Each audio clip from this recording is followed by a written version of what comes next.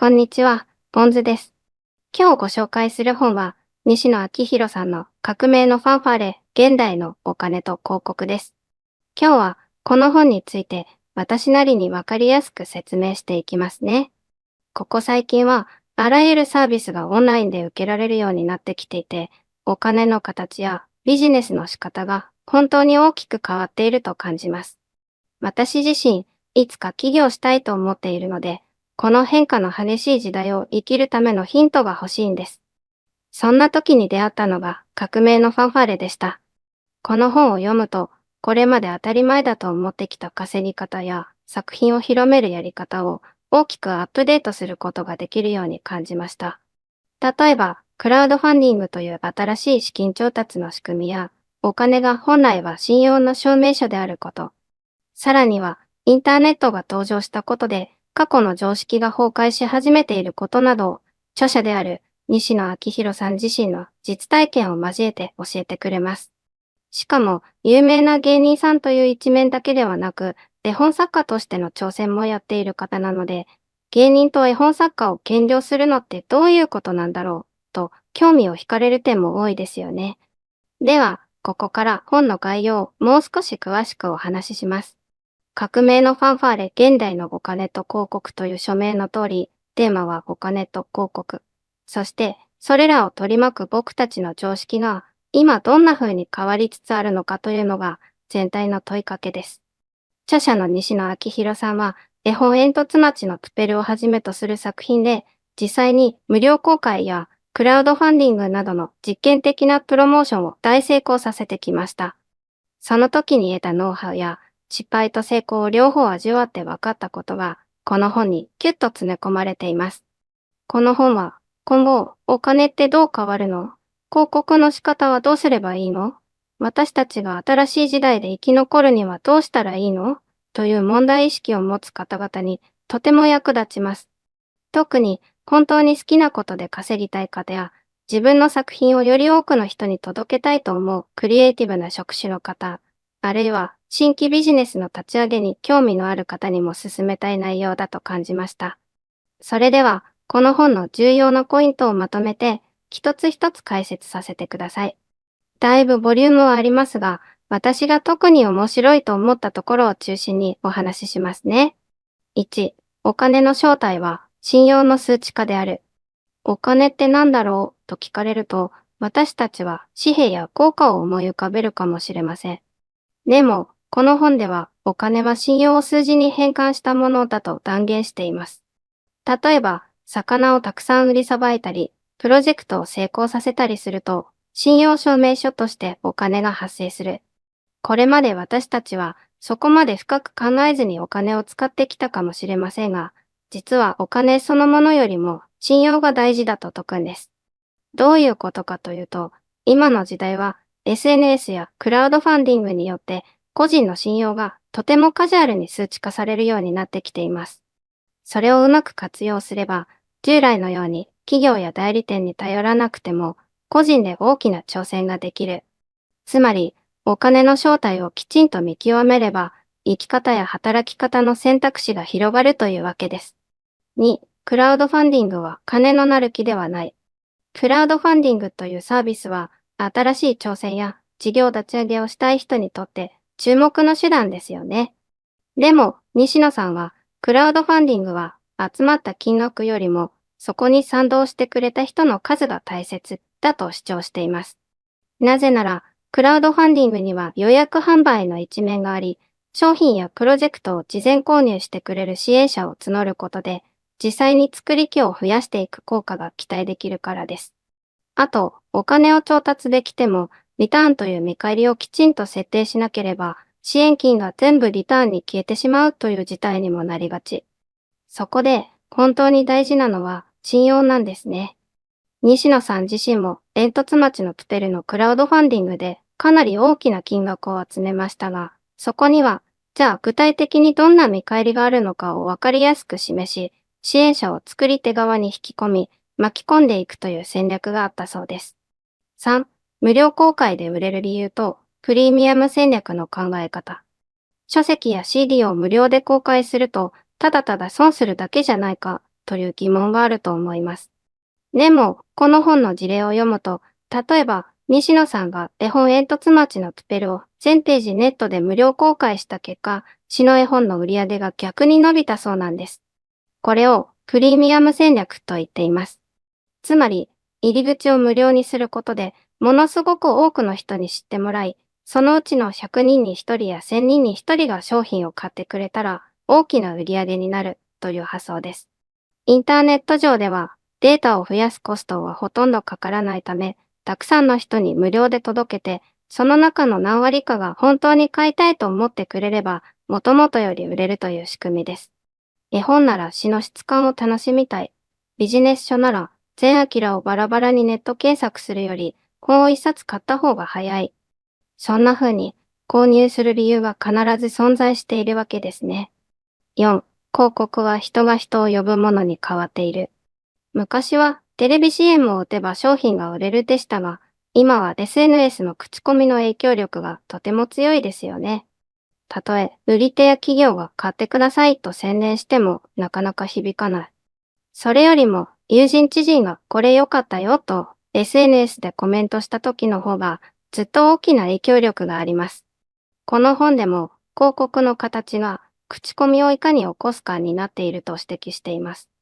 たくさんの人がインターネットで情報発信をするようになった今、広告主が最初に火をつけて、それを受け取った一般の人たちが二次創作やイベントの開催、SNS 拡散をしてくれるように仕組みを作ることが大きな成功につながるというわけです。例えば、煙突町のプテルでの光る絵本店や多くの人に上演券を渡してしまう仕掛けなんかは、まさにみんなで作り手になるという促しだったんですね。5、著作権をフリーにしても、かえって得をする場合がある。西野さんは絵本の二次利用をほとんど制限していないそうです。お芝居やライブイベントなどで好きに使っていいですよ、と著作権を事実上フリーにしている。すると、あの人が費用や企画力を出してくれて、勝手に宣伝してくれるから、その分原作の方が売れたり、注目されたりするんですね。昔は作品を守るために著作権を厳しく持つのは当然だと思われていました。しかし、今のようにインターネットで個人の発想力や拡散力がすごく高まっている時代だと、フリーにして多くの人を巻き込む方が長期的に得になるという可能性があるわけです。何を目指すかによって著作権の使い方を変えてもいいという考え方はとても柔軟だなと思いました。6. 環境があなたの選択肢を決める。本の中で特に印象に残ったのが、脳ではなく環境が人の意思決定を握っているというお話です。私たちは何かを決めるときに自分の頭で考えていると思いがちですが、実は環境の都合で動いていることが多いと言います。例えば、嘘をつかないと成り立たないお仕事環境にいたら、どうしても嘘をつくことになる。だからこそ、嘘をつかなくても生きていける環境を自分で作る必要があるというわけです。これはビジネスモデルを自力で確立したり、収入の複数源を確保したりする意味につながってくると思います。結局、私が正直でいたいのに嘘をつかざるを得ないとしたら、それは環境そのものを変えるしか解決策はないんだと、本を読んで改めて感じました。7、一歩踏み出す勇気より情報が大事。私たちは新しい挑戦をするとき、勇気が必要だと思うかもしれないが、実は情報の方が必要だというくだりも印象的です。どんな挑戦だって情報がなければ危険だと感じてしまい、二の足を踏みがち。逆に十分な情報があれば、そこまでは危険じゃないかもという現実的な判断を下せるようになる。例えば、クラウドファンディングで大きな金額を集めるというのも、事前にどれくらいの支援者数が望めて、どういうリターンを作れば赤字に陥らないかという情報があれば怖くなくなるわけですね。私たちが怖いと感じる場面の多くは、単に情報不足で未来が見えないからじゃないか。そんな視点を持つと、挑戦へ踏み出すハードルも下がっていきそうです。ここからは、私の解釈や経験も少し混ぜながらお話を続けますね。まず、お金の話が好きか嫌いかは個人差が大きいと思うんですけど、この本はお金を稼ぐことは悪じゃないというところからスタートしているわけではありません。お金が欲しくてしょうがないというよりは、大切な目標を達成するためにお金をどう位置づけるかを考える感じなんです。そこで、お金を自分の信用を数値化したものと捉えることで、誰かを騙したり、無理やり売りつけたりするのではなく、作品や人柄が本当に信頼されるからこそ、お金が集まる状態を目指そうという論調になっています。私はこの考え方がとても素敵だなと思いました。また、広告に関しては、たくさんのお金をかけて CM を出したり、駅の看板をバーンと出すようなやり方より、どうやったらみんなが自主的に広めたくなるかを考えることが大切だと語られています。例えば、光る絵本店や歩く古典のように、作品自体がイベンターを巻き込みやすい仕掛けになっている。そこには、自分もやってみたいと思った人が気軽に作り主サイドに回れるようなデザインがされているというんですね。そうすれば自然と口コミは広がり、いつの間にか多くの人の手に届くようになる。ただ、それにはやっぱり作家本人や中心メンバーがかなり緻密に戦略を立てているんです。いろんなところに気を配り、リスクを先読みし、実験を重ね、失敗を修正する手間を惜しまない。それこそが、努力は報われる。ただし、正しい努力でないとダメだ、という王さんの言葉につながってくるのでしょうね。注意点やデメリットですが、この本には大きな落とし穴も指摘されています。例えば、環境を変えるために一気に会社を辞めてしまったけど、次の収入源が全くなかったというケースに陥る人もいるかもしれません。西野さんも、まずは複数の肩書きを持つとか、自分の信用を高めるための具体的アクションを積み上げていくとか、工夫があってこその独立だと強調しています。ただ、やりたいことがなかなか見つからないという人は、決して間違いじゃなくて、今のように職業の流れが早く変化する時代には、一つに絞れない柔軟さも大切だよ、というメッセージもありました。もう一つ、この本を読むと、無料化が全ての解決策というわけではないのもわかります。